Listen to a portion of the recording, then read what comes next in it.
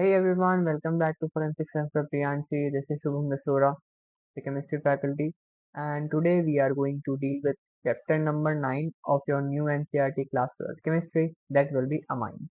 ठीक है, तो amines के साथ आज हम लोग स्टार्ट करें। इंपॉर्टेंट चैप्टर है। कौन कौन से टॉपिक्स पढ़ेंगे आज इसमें?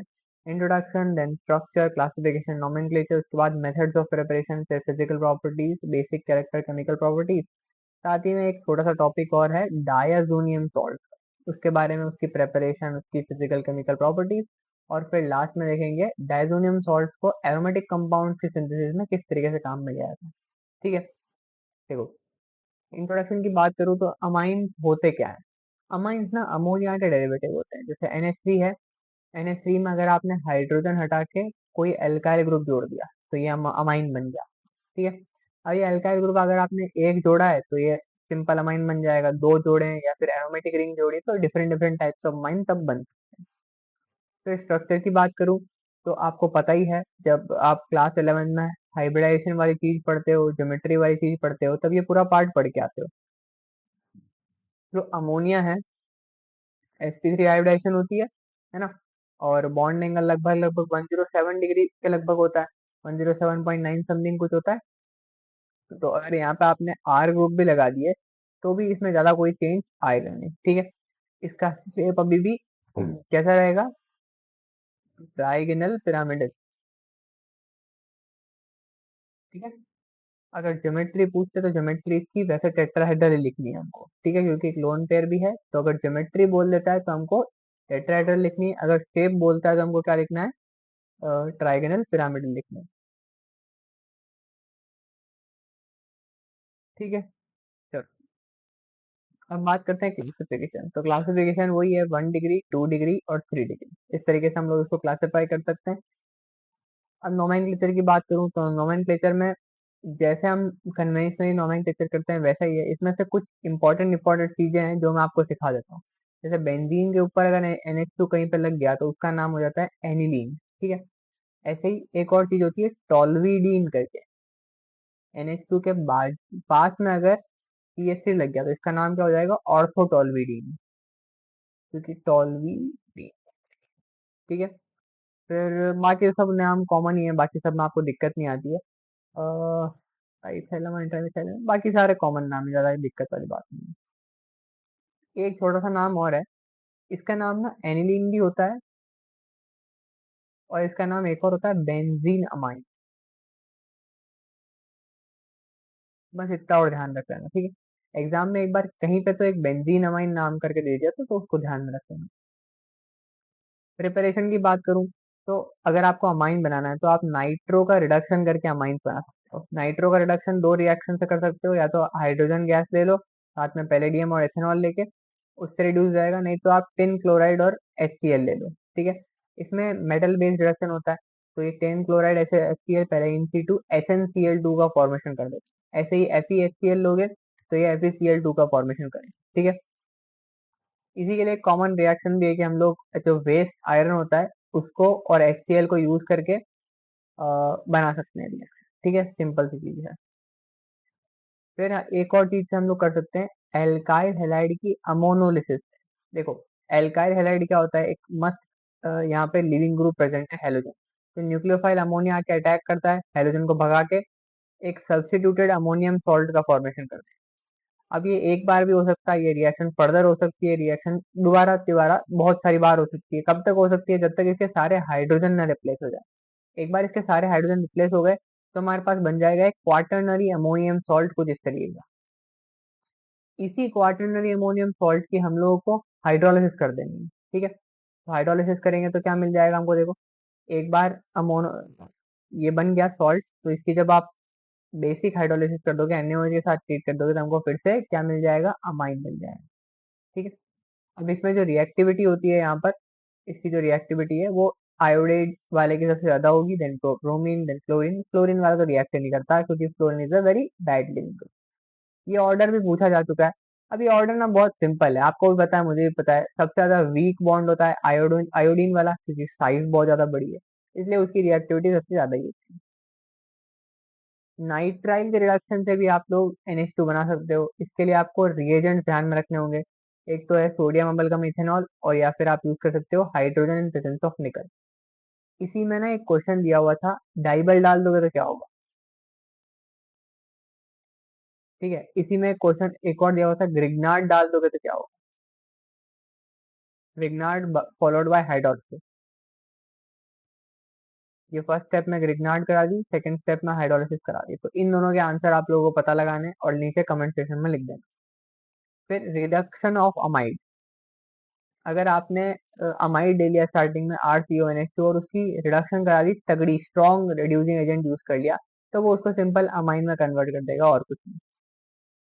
फिर मैं आपको बता देता हूँ, team forensic science of Priyanshi आप लोगों के लिए लेके आए हैं CUET UG एडमिशन मार्गदर्शन प्रोग्राम। इसके अंदर आपको कंप्लीट एकेडमिक प्रेप प्रोवाइड की जाएगी, जिसके अंदर मॉक टेस्ट, कंप्लीट PCB के नोट्स, TPPs वगैरह, साथ ही EYQs जो कि एक्सपर्ट फैकल्टी के द्वारा सॉल्व किया हो। इसके साथ ही में आपको प्रोवाइड किया जाएगा कंप्लीट एडमिशन गाइडेंस, जिसके अंदर डॉक वेरिफिकेशन हो गया, पर्सनलाइज कॉलेज काउंसलिंग हो गया। साथ ही में अगर आपको आपका डिजायर्ड कॉलेज नहीं मिल पा रहा है, तो उसके लिए रेस्क्यू प्लान का होना चाहिए, वो हो गया। फिर अगर आपको आपका स्कोर पता है और उसके बेसिस पे आपको समझ नहीं आ रहा है कि मुझे कौन सा कॉलेज मिल सकता है या नहीं, तो उसके लिए रिगार्डिंग में हम आपको असिस्ट करेंगे। साथ ही में आपको रियल टाइम अलर्ट्स और अपडेट्स वगैरह मिलते रहेंगे, और आपके मैम के साथ बहुत सारे स्ट्रैटेजी सेशंस भी होंगे, जैसे कि आपका पूरा प्लान कर सकें। जैसे तो आपको मिल सकता है ओनली इन 2999। तो अगर आपको एनरोल करना है तो आप इस QR कोड को स्कैन करके कर सकते हैं, एल्स आप वेबसाइट पे जाके भी ज्वाइन कर सकते हैं। आगे बढ़ते हैं। वेरी वेरी इंपॉर्टेंट रिएक्शन है गैब्रियल थैलिमाइड सिंथेसिस। देखो, गैब्रियल थैलिमाइड सिंथेसिस में हमको क्या करना है, स्टार्ट करना है विद थैलिमाइड। लास्ट लेक्चर में ये मैंने डिफरेंस बताया था थैल अमाइड और थैल इमाइड का। थैलिमाइड में ये जो हाइड्रोजन है ये बहुत तगड़ा एसिडिक होता है, रीजन बीइंग कि यहाँ जो नेगेटिव चार्ज है वो बहुत अच्छे से स्टेबलाइज है। ठीक है, इसको ये KOH आगे पकड़ लेगा। फिर इसमें हम लोग कोई एल्काइल हैलाइड डाल देगा तो न्यूक्लियोफाइल की तरह ये एक्ट करेगा, हेलोजन भगा देगा। तो अपने पास एक N सब्स्टिट्यूटेड वाला थैलिमाइड बन गया, N एल्काइल थैलिमाइड। इसी N एल्काइल थैलिमाइड को हम लोग ट्रीट कराएंगे NaOH। बॉन्ड टूटेगा टूटेगा और ये सेपरेट हो जाएगा। तो ये जो है ये अपना अमाइन की रिएक्शन मिल जाएगी। एक छोटा सा क्वेश्चन आता है कि क्या एनिलीन को हम इससे बना सकते हैं, तो ध्यान रखना aniline can not be prepared. Aromatic amine नहीं बना सकते और 2 डिग्री अमाइन नहीं बना सकते, सिंपल 1 डिग्री अमाइन बनाने के लिए ही है। Aniline can't be prepared. ठीक है, नेक्स्ट क्या है, हॉफमैन ब्रोमामाइड डिग्रेडेशन रिएक्शन। इसमें क्या होता है, हम लोग अमाइड से स्टार्ट करते हैं, रिएजेंट डालते हैं ब्रोमीन और NaOH या फिर KOH, और यहाँ पे से क्या होता है, ये CO2 उड़ जाती है। CO2 वैसे उड़ती नहीं है, वो Na2CO3 की फॉर्म में रह जाती है। तो इस पूरे को गायब कर दो और बाकी जो बचा हुआ है वो अपना प्रोडक्ट हो जाएगा। तो देखो RNH2 अपना मेजर प्रोडक्ट आ जाएगा। ठीक है, तो जैसे इसमें से हमको कार्बन मोनोऑक्साइड का एलिमिनेशन करना है, 1 कार्बन डाउन हो रहा है, कम हो रहा है, इसलिए इसको हम लोग क्या बोलते हैं, डिग्रेडेशन प्रोसेस बोलते हैं। अब देखो, नेक्स्ट है केमिकल रिएक्शन। इसमें है सबसे पहले बेसिक कैरेक्टर्स ऑफ अमाइन। तो अपने अमाइन जो होते हैं वो क्या करते होते हैं, बेसिक नेचर के भी होते हैं। कैसे होते हैं, देखो ये एसिड्स वगैरह के साथ रिएक्ट करके सॉल्ट का फॉर्मेशन करते हैं। ठीक है, फिर नेक्स्ट देखो स्ट्रक्चर बेसिसिटी रिलेशनशिप। ये वेरी इंपॉर्टेंट टॉपिक है। अमाइंस में से जो जो बेसिक नेचर होता है वो बहुत बार पूछा जाता है उनका। तो इसमें देखो सबसे पहले है एल्केन अमाइंस वर्सेस अमोनिया।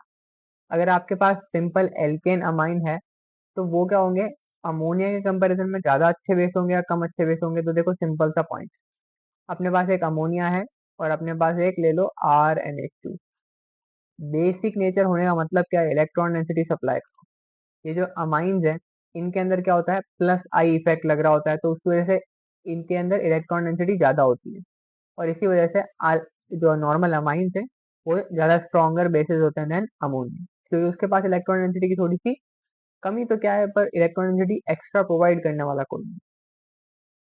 ठीक है, अब देखो ये बहुत इंटरेस्टिंग पॉइंट है। गैसियस फेज के अंदर जो बेसिसिटी का ऑर्डर है ना, वो तो ऐसे ही है, टर्शरी अमाइन क्योंकि सबसे ज्यादा इलेक्ट्रॉन डेंसिटी आ रही है, फिर सेकेंडरी अमाइन क्योंकि थोड़ी कम हो गई है, प्राइमरी अमाइन थोड़ी और कम हो गई है, और अमोनिया में तो कम हो गई है।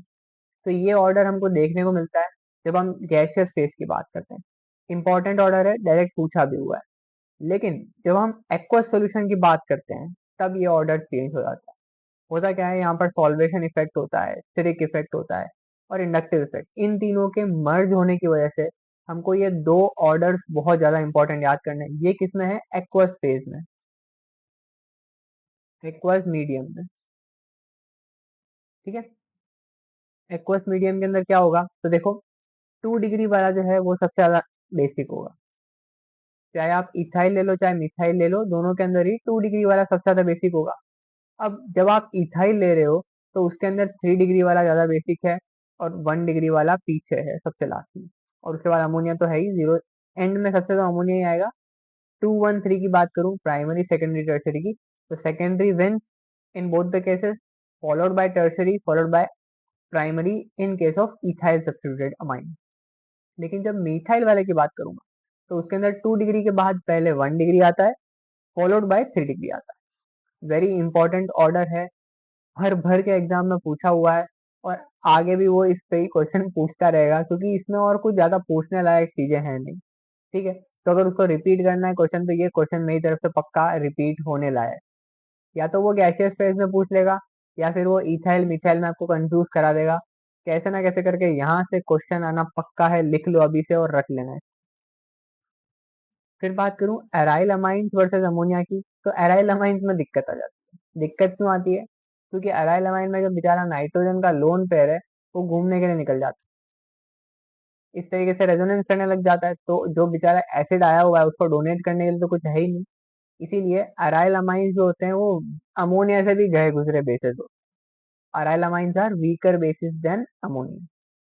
However, अगर आपके पास कोई ऐसे इलेक्ट्रॉन डोनेटिंग ग्रुप है तो और थोड़ा सा सपोर्ट मिल जाएगा, लेकिन अगर इलेक्ट्रॉन विड्रॉइंग ग्रुप है और बर्बाद हो जाएगा इसका जी। ठीक है, अब जैसे क्वेश्चन दिया हुआ है कि बेसिक स्ट्रेंथ की डिक्रीजिंग ऑर्डर में अरेंज कर दो। सबसे पहले ये एनिलीन है, इसको सबसे पीछे कर दो, अमोनिया उसके बाद आ जाएगी। अब देखो डी आ गया। अब है ना, एग्जाम में अगर मेंशन्ड नहीं है यहाँ पे गैसियस स्टेट में है या फिर एक्वा स्टेट में है, तो हमको क्या करना है, हमेशा एक्वा स्टेट में लेके चलना है। अगर वो मेंशन करेगा कि नहीं तुमको गैसियस स्टेट में ही बताना है, तभी हम 3 degree greater than 2 degree greater than 1 degree greater than ammonia, ये ऑर्डर तभी लगाना है जब मेंशन करे, वो लिख के देगा कि गैसियस स्टेट में बताओ। अगर नहीं लिख के दिया हुआ है तो हम एज्यूम करेंगे कि वो एक्वस सॉल्यूशंस के अंदर सारी चीजें ऑब्जर्व कर, और एक्वस सॉल्यूशन में 2 डिग्री वाला जीत जाता है, तो सी सबसे आगे आ जाएगा, देन यहाँ पे बी आ जाएगा। This will be your order. Next acylation reaction की बात करूं, अमाइंस जो होते हैं न्यूक्लियोफिलिक नेचर के होते हैं। वो क्या करते हैं, ऐसे असाइल क्लोराइड के ऊपर अटैक करके अमाइड्स का फॉर्मेशन करते हैं। NHCO बॉन्ड को बोलते हैं अमाइड बॉन्ड, अमाइड बॉन्ड का फॉर्मेशन कर देते हैं इस तरीके से। ठीक है, अब जैसे 2 डिग्री वाला है तो वो भी सेम चीज कर देगा। अब बेंजीन अमाइन दे दिया, एनिलीन जिसको बोलते हैं, तो वो भी क्या करता है, एसिटिक एनहाइड्राइड के साथ रिएक्ट करके एसिटाइनिलाइड का फॉर्मेशन करता है इस तरीके से। NHCO, इसका नाम ध्यान रखना, इसका नाम होता है एसिटैनिलाइड। एक और में आप कंफ्यूज करोगे जिसका नाम होता है बेंजामाइड। बेंजामाइड होता है ये। ठीक है, इसके अंदर एसिटाइल ग्रुप किसको बोलते हैं, COCH3 को बोलते हैं। इसके अंदर COCH3 इसलिए इसके अंदर एसिटाल वर्ड है, और इसके अंदर बेंजामाइड है क्योंकि अमाइड बॉन्ड तो है ही और बेंजीन भी। फिर अगली बात कर लेते हैं बेंजोइलेशन की। तो क्या है, बेंजोइल क्लोराइड है, उसके ऊपर अगर अमोनिया ने अटैक कर दिया तो ऐसे डेरिवेटाइज कर जाएगा वो, बेंजीन अमाइड का बेंजामाइड का डेरिवेटिव बन जाएगा। तो कुछ इस तरीके से वो बन जाएगा, इस तरीके से दिख रहा होगा वो, ये वाला। Very very important, carbyl amine reaction या फिर इसको बोला जाए आइसोसाइनाइड टेस्ट। ठीक है, अब ये टेस्ट है ना, ये डिस्टिंग्विशिंग टेस्ट भी बनता है थोड़ा सा। इसको केवल 1 डिग्री अमाइन से देते हैं। ठीक है, 1 डिग्री में भी कौन कौन से दे सकते हैं, तो एलिफेटिक भी दे सकते हैं और एरोमेटिक प्राइमरी अमाइन भी। इसके अंदर क्या होता है, हम लोग अमाइंस को हीट करते हैं in presence of chloroform and KOH। तो वो क्या करते हैं, बहुत ही गंदी स्मेल करने वाली एक गैस निकालते हैं जिसको बोलते हैं आइसोसाइनाइड, RNC। ठीक है, और इसी से हमको पता चल जाता है। सेकेंडरी और टर्शरी होंगे तो इसका रिएक्शन देंगे, खत्म मामला। फिर देखो नाइट्रस एसिड से रिएक्शन करने पे again very important diazonium salt बनते हैं। होता क्या है, NH2 जो है वो HNO2, HNO2 कहाँ से बनती है, तो इस रिएक्शन से बनती है NaNO2 प्लस HCl। इससे पहले HNO2 जनरेट होगी और वो क्या करेगा, इसको कन्वर्ट कर देगा into RN2 positive Cl minus में। जैसे ही आपने इसको पानी दिखाया, हिंट भी दिया कि पानी है यहाँ पे, तो वो क्या करेगा, तुरंत से पहले एल्कोहल्स में कन्वर्ट हो जाता है, N2 गैस उड़ा देगा, HCl भी उड़ा देगा। फिर देखो अगली रिएक्शन है डायाजोनियम एरोमेटिक डायाजोनियम क्लोराइड, फिर जिसको बोलते हैं बेंजीन डायाजोनियम क्लोराइड का फॉर्मेशन लो टेम्परेचर पे कराई जाती है। यही क्वेश्चन भी पूछ लिया हुआ है बहुत सारी बार कि बताओ इनमें से कौन सी रिएक्शन जो है उसको 0 to 5 डिग्री सेल्सियस पे या 273 से 278 केल्विन टेम्परेचर पे कराया जाता है, तो कौन सी है, यही डाईएजोटाइजेशन डाईएजोटाइजेशन रिएक्शन बोलते हैं इसको।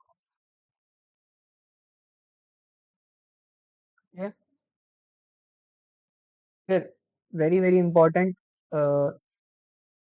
ये वैसे हिंजबर्ग टेस्ट आना चाहिए था, चलो कोई ना। देखो ये अपने पास एक बेंजीन सल्फोनिल क्लोराइड है, तो ये क्या करेगा, इस तरीके से न्यूक्लियोफाइल अमाइन के साथ ये रिएक्ट करेगा और अपने पास अ, इस तरीके का एक सल्फोन अमाइड डेरिवेटिव बना लेगा। यहाँ पे अगर simple C double bond O होता तो वो अमाइड होता, यहाँ पे क्योंकि एस डबल बॉन्ड ओ है तो इसका नाम होता है सल्फोन अमाइड। ठीक है।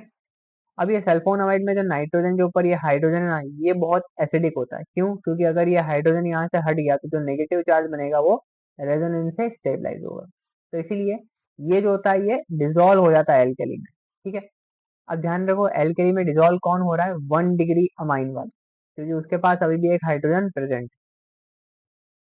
अब यहीं पर अगर 2 डिग्री आ गया, ये 2 डिग्री आ गया तो इसके पास कोई भी हाइड्रोजन है क्या, है ही नहीं हाइड्रोजन, नो हाइड्रोजन, तो इसीलिए ये सॉल्युबल नहीं होता है, it is insoluble in alkali. और टर्शियरी अमाइन तो बेचारा रिएक्ट नहीं कर सकता, रिएक्ट कहाँ से करेगा, नाइट्रोजन 4 बॉन्ड बनाता ही नहीं, तो ये ना एक डिस्टिंग्विशिंग टेस्ट बन जाता। ठीक है।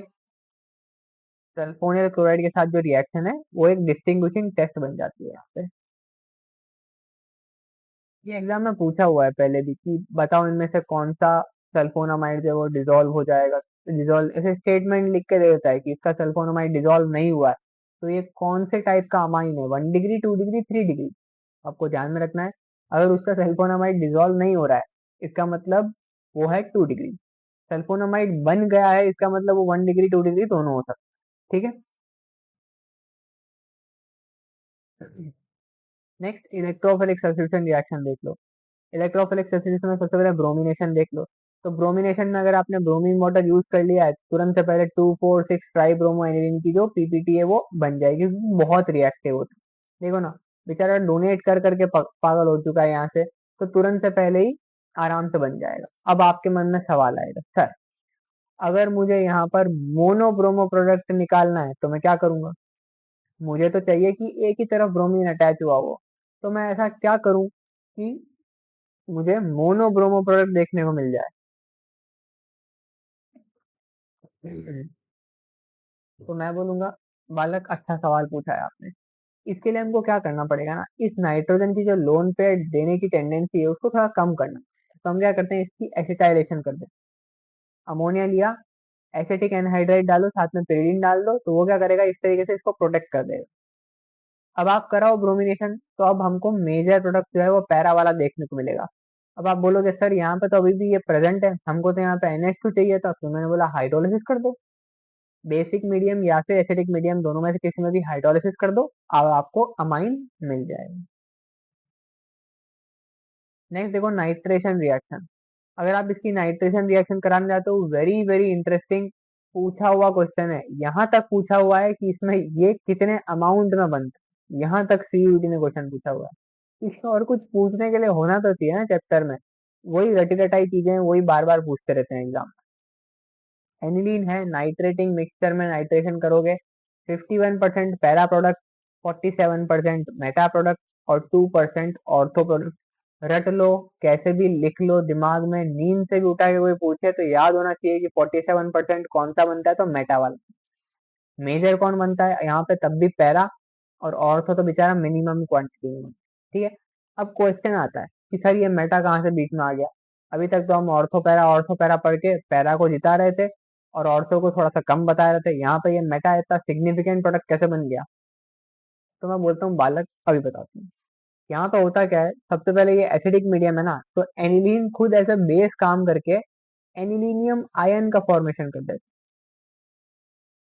है इस तरीके से, एनिलीनियम आयन। और ये जो एनिलीनियम आयन है ये माइनस आई इफेक्ट शो करता है। अब अगर ये माइनस आई इफेक्ट लगा रहा है तो इसकी टेंडेंसी क्या होगी, ये मेटा डायरेक्टिंग बन जाएगा। ठीक है, और इसीलिए मेटा डायरेक्टिंग वाला यहाँ पे प्रोडक्ट हमको थोड़ा ज्यादा क्वांटिटी में। फिर देखो, अगर आपके मन में फिर से सवाल आया कि सर अगर हमको यहाँ पे पैरा प्रोडक्ट एक्सक्लूसिवली मेजर चाहिए तो क्या करूं, तो मैं बोलूंगा फिर से प्रोटेक्शन याद करो। एनिलीन को एसिटाइलाइड में कन्वर्ट कर दो यूजिंग एसिटिक एसिटिक एनहाइड्राइड इंपीडिंग। फिर इसकी नाइट्रेशन करो, पैरा प्रोडक्ट मेजर बनेगा, फिर इसको हाइड्रोलिसिस करके उड़ा दो, अमाइन बन जाएगा। Simple reaction. नेक्स्ट देखो सल्फोनेशन। सल्फोनेशन भी पहले तो ये सॉल्ट ही बनाता है, फिर इसको थोड़ा हीट करोगे तो वो माइग्रेट कर जाता है और ये ज्यूटर आयन में एग्जिस्ट करता है इस तरीके से। अमाइनो एसिड में जैसे दो चीजें होती है ना, एक एसिडिक फंक्शनैलिटी एक बेसिक फंक्शनैलिटी, यहाँ पे भी सेम चीज होती है। ये बेस है, इसका हाइड्रोजन बहुत एसिडिक है तो वो प्रोटॉन एक्सचेंज कर लेते हैं दोनों। फिर क्वेश्चन आता है एनिलीन फिडल क्राफ्ट रिएक्शन, चाहे अल्काइलेशन हो चाहे एसिटाइलेशन हो, क्यों नहीं देता, क्योंकि वो AlCl3 के साथ मिलके पहले ही सॉल्ट बना लेता है इस तरीके से।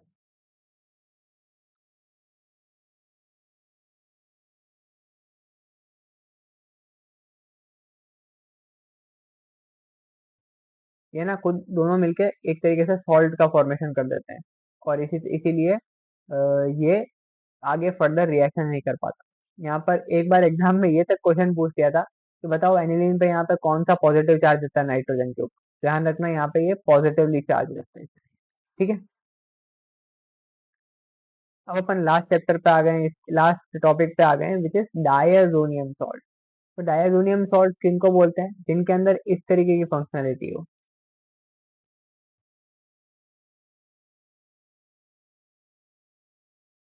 इनको बोलते हैं हम लोग डायजोनियम। ठीक है, अब एलिफेटिक अमाइन से जो डायजोनियम सॉल्ट बनते हैं ना वो बहुत ही ज्यादा अनस्टेबल होते हैं। ठीक है, तो हमको सिर्फ और सिर्फ एरोमेटिक अमाइंस वाले डायजोनियम सॉल्ट से यूज करें, पहले पॉइंट। उसके बाद इसको हमेशा लो टेम्परेचर पे ही बनाया जाता है क्योंकि बहुत ज्यादा रिएक्टिव होता है। ठीक है, अगर आपने थोड़ा भी टेम्परेचर दिया वो तुरंत डिग्रेड हो जाएगा फिनोल में। कैसे बनाते हैं इसको, तो अभी थोड़ी देर पहले डिस्कस किया था। एनिलीन ले लो, एनिलीन में NaNO2HCl डाल दो, थोड़ा लो टेम्परेचर रख दो। ये 273 केल्विन मतलब 0 डिग्री, 278 केल्विन मतलब 5 डिग्री सेल्सियस। ठीक है, इतने टेम्परेचर पे आप इसको रखोगे तो वो एक डायजोनियम क्लोराइड का फॉर्मेशन कर देगा। ठीक है, अब देखो ये इतना रिएक्टिव है इसलिए हमको कभी भी इसको बना के रखने की जरूरत नहीं होती है। जब भी आपको काम है इससे पहले इसको तुरंत बनाओ। ठीक है, ऐसे रख के पड़े नहीं रख सकते इसको। इसका नाम तो पता ही होगा आपको, डायजोटाइजेशन रिएक्शन।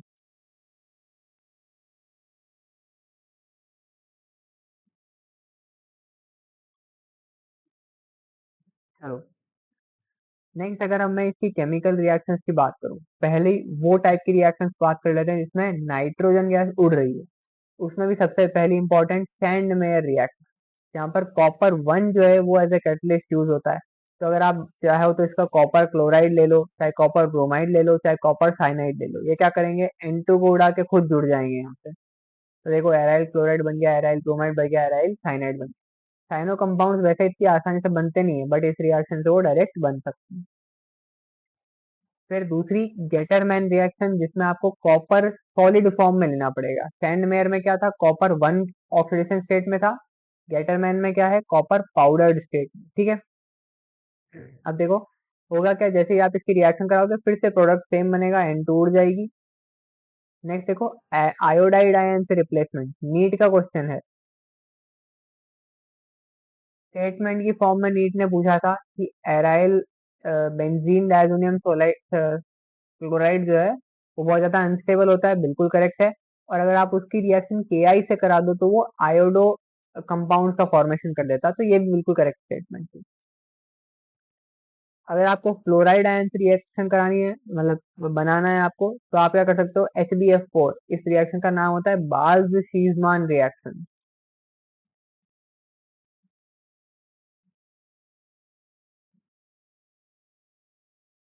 ठीक है, तो यहाँ से पहले ये सॉल्ट बनाता है N2+CF4-, और फाइनली ये फ्लोरो कंपाउंड का फॉर्मेशन कर देता है।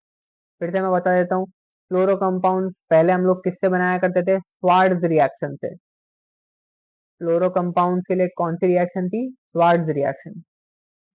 आयोडो कंपाउंड के लिए कौन सी रिएक्शन थी, फिंकलस्टीन रिएक्शन। याद रखना इन चीजों को, एग्जाम में भूल मत जाना। तो देखो, अगर आपको इसको हाइड्रोजन से रिप्लेस करना है तो आप दो चीजें डाल सकते हो। पहला H3PO2, एक छोटा सा रिड्यूसिंग एजेंट है, और दूसरा अगर इथेनॉल डाल दिया तो ये भी प्रोटॉन डोनेशन का काम करता है, खुद ऑक्सीडाइज हो जाएगा इसमें और इसको रिड्यूस कर देगा एल्केन्स। एल्केन्स नहीं, हाइड्रोकार्बन, एरोमेटिक हाइड्रोकार्बन। अगर आपको OH से रिप्लेस कराना है, सिंपल पानी डाल दो, पानी क्या करेगा, इसको OH में कन्वर्ट कर देगा, बेसिकली बोलूँ तो फिनोल में। अगर आपके पास पानी नहीं है ना, तो आपको थोड़ा सा इसको हीट भी कर दोगे ना, जैसे 10 डिग्री तक भी पहुंचा दिया, तो भी वो अपने आप मॉइस्चर लेके और फिनोल में कन्वर्ट हो जाता है। अगर आपको NO2 ग्रुप से रिप्लेस कराना है, तो पहले इसका ये सॉल्ट बना लो HbF4 से, फिर NaNO2 डाल दो, तो वो इसको कन्वर्ट कर देगा इनटू नाइट्रोबेंजीन। अब देखो ऐसी रिएक्शन देखते हैं, very very important set of reaction, coupling reaction. इसके अंदर वो जो N2 ग्रुप है ना, वो सस्टेन करता है। तो ये क्या लोग क्या करते हैं, ऐसे बेंजीन डाइजोनियम क्लोराइड की रिएक्शन कराते हैं कुछ इंपॉर्टेंट कंपाउंड के साथ, जैसे फिनोल हो गया। फिनोल क्या करता है, इलेक्ट्रॉन डेंसिटी डालता है और इस पे अटैक करवा देता है, और ये हेलोजन को यहाँ से भगा देता है। तो इस तरीके से एक डाई का फॉर्मेशन होता है, जिसको बोलते हैं पैरा हाइड्रोक्सी अजोबेंजीन, ऑरेंज कलर की डाई। ऐसे ही एनिलीन वाले में सेम केस में भी सेम ही है, उड़ जाएगा हेलोजन और पैरा अमाइनो अजोबेंजीन, येलो कलर की डाई का फॉर्मेशन हो जाएगा। एग्जाम में एक बार क्वेश्चन आया था CUET में कि इनमें से कौन है जो कि कपलिंग रिएक्शन नहीं देगा, उसका आंसर था नाइट्रोबेंजीन। इलेक्ट्रॉन डोनेट करने वाला चाहिए, ये तो इलेक्ट्रॉन विड्रॉ करके बैठा हुआ है, तो ये आगे कभी रिएक्शन दे ही नहीं पाएगा। That's why nitrobenzene will not give the azo coupling reaction. That is it, इतने ही अपने को टॉपिक्स कंसेप्ट वगैरह पढ़ने थे। अब कुछ क्वेश्चंस देख लेते हैं। सबसे पहले देखो, अमंग द फॉलोइंग सबसे ज्यादा बेसिक कंपाउंड कौन है, पैरा नाइट्रो एनिलीन भूल जाओ, एसिटाइनिलाइड भूल जाओ, एनिलीन भूल जाओ, बेंजाइल अमाइन के आते ही, बेंजाइल अमाइन क्या है, बेंजाइल अमाइन होता है ये, it is a primary aliphatic amine, तो सिंपल सी बात है ये हो जाए। फिर देखो इनमें से कौन सा कार्बिल अमाइन टेस्ट देता है, डाई मिथाइल अमाइन गया, ट्राई मिथाइल अमाइन गया, एनिलीन और डाई इथाइल अमाइन, तो पक्का का पक्का aniline. Aniline does not undergo Friedel Crafts reaction, क्यों नहीं जाता भाई, NH2 ग्रुप मेटा डायरेक्टिंग नहीं, aniline forms a salt with AlCl, this is correct. Okay,